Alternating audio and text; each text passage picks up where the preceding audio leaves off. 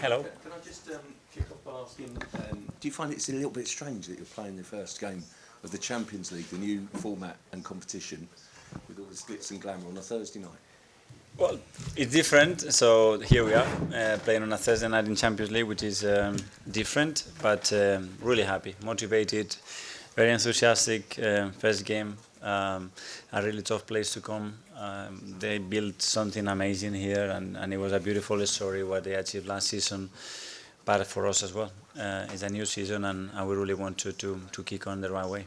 Does it give you a disadvantage though? Because it's quite out of the ordinary, isn't it, for Thursday, and then you're going to Man City for such a key game on Sunday. They're playing tonight at home. Does that affect? Hopefully not. Hopefully we have so much energy for what happened on Sunday as well. It was great. We have recovered a few players, which is very important for us as well, and we play a competition that we absolutely love tomorrow. So we look at the positives. Hi, Mikel. I think the question that a lot of Arsenal fans want to know is there an update on Martin and how long he might be out for? Yeah, after a recent scan, the scan showed there's got some damage, especially in one of the ligaments in the ankle. So we're going to miss him, yeah. Can you give us a rough guideline? I don't want to do that because I'm not a doctor, but yet it's something quite significant, so we're going to lose him for a while. Months, not weeks. Hopefully not months, but let's see. Okay, thank you. Okay, Gary from Sky. Hello. Hi. We saw images of my table's collapsing as well. We saw images of the training. Is there anything that's changed? Players who trained who haven't travelled, or players we didn't see train who have travelled? Ricardo, that he was able to train today, so he will be available. He's in the squad, and it's great news because, as we all know, we've been quite short the last few weeks. You've got decisions to make, obviously, with a massive game coming up, and you're playing on a Thursday night away as opposed to a Wednesday night at home. Will you have to rest some players? Will you have to tweak your squad, use your squad a little bit? No, we are in September. We have to put the players that we believe are the best to win tomorrow, and that's the most important and the only thing for us. Isam? Hi, Mikel. Hi.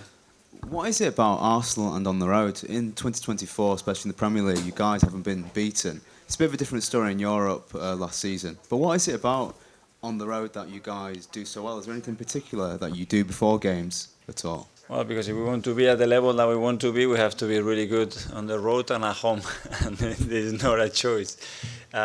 So we have to continue to be that consistent, get the results, especially get the performances that are going to get us the result.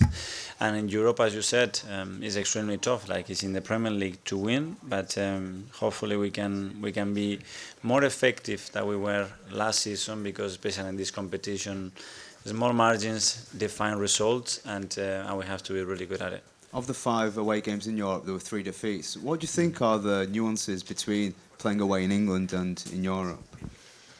Well, there are, but as well, obviously, you don't know the opponents that well, and then boxes become crucial. I think at this level, there are small details, small moments that defines the story of the competition and defines the story of a game. And in the Premier League is a bit different, but in Europe the teams are ruthless, and you better be at your best and be very, very effective. Hi, Mikel. Just on a bit more on Odegaard, please. Obviously, it's a big miss for you, but are you confident that you've got the players to fill in for him while he's absent? Yes, but we have to show that. Obviously, he's our captain. He's one of our biggest players, without a doubt. He's been one of the most consistent players in the last 2 or 3 seasons, and this who it is, and our identity as well is very related to his way of playing and his way of behaving. We're going to have to deal with that, and that's a great test for the team as well, how capable we are to show maybe a different face, and the fact that we have other players and other options that can be still very effective. And in terms of last year's Champions League, how much do you think this team has learnt from their experiences of playing in the Champions League last year, and do you think you can take that into this campaign? I hope so. That's the aim. It was a great campaign for us. We go to a place that we didn't as a club for 16 or 18 years, and we weren't satisfied and happy at all because we want more. So they showed that hunger. I think we have the ability, we have the quality certainly, and now we have to prove it. Hi, Mikel. Just picking up on what Ed said, that was this team's first campaign of the Champions League together. Did it change your thinking at all, especially maybe the quarter-final against Bayern, on how you approach Europe? It's not, I don't know if it's going to change, depending on the opponents, depending on the moment that we are in. We certainly learn certain lessons, certain aspects that we can do better. And as well, being very conscious that these are the top elite clubs in Europe, and they know how to play and they know how to compete games really, really well as well.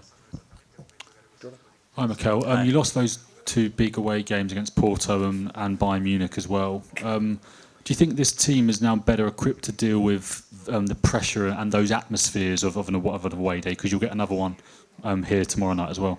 Yeah, as I said, hopefully we have learned as well, and we can show that composure, but as well that determination and that belief that is very important in these stages, because tomorrow here we know what we are going to be facing, and it's going to be tough, but the team is ready and prepared.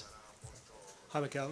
There's obviously a new format in this season's Champions League with 2 extra games, and you've spoken in the past about needing to protect the players when it comes to the fixture list. Do you think that's being done with these extra games? Do you think it's fair on the players, the demands that are being put on them with all these extra games? Well, I think that the reason why we changed the format is obviously for all the football fans and all the people that love the sport, and to give a better product, more entertainment, and now we have to deliver it, especially the players have to deliver, so let's see how it goes.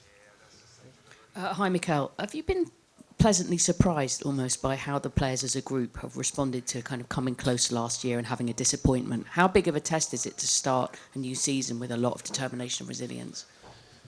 Yes, well, I think this team has always reacted that way, and the fact that obviously we weren't satisfied and we wanted more, and we knew that we could be there, and we have the level, and we lost a few things on the way that didn't allow us to be there. That has to be in the tummy, and a new season, new opportunity, and that's the beautiful thing about sports. Just quickly about Bukayo Saka, who had a slight injury concern at Tottenham. Is he fine? Yes, he's able to train today, and he completed most of the session, so he's available. Yeah. Hi, Mikel. Just talking about your away form, you're yet to actually trail in any game in the Premier League away from home in 2024.